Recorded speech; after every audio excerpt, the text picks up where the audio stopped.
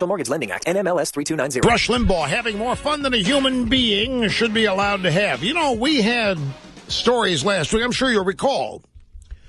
There were studies. There are actual academic, scholarly studies being undertaken. And the focus of the stories last week was the money being spent on this research, even though we find ourselves in a sequester. And what was it? There was a $2.5 million spent to study why 75% of lesbians are obese and gay males aren't.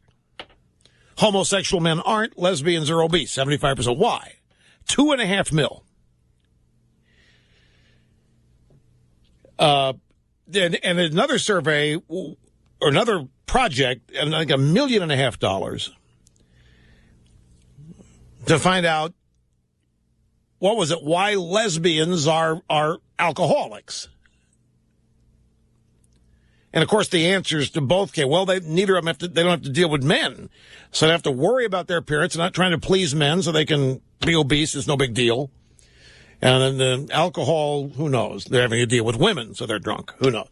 The bottom line is that if I were to now ask if any of that research is relevant in the case of the cousin of the Chief Justice, can you imagine the howls of protest I would get from people who do not know of these two studies that I would be bouncing off?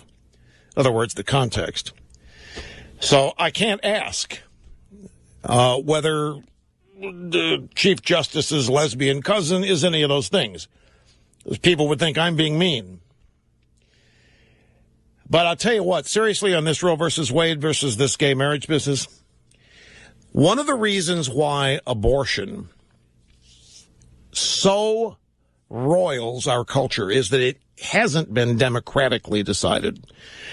Same Supreme Court, 9 people in black robes just decided one day that abortion is in the Constitution, and that has led to constant acrimony. And if they do the same thing here, and if gay marriage in this country were voted on by the people, fine. Okay, that's it.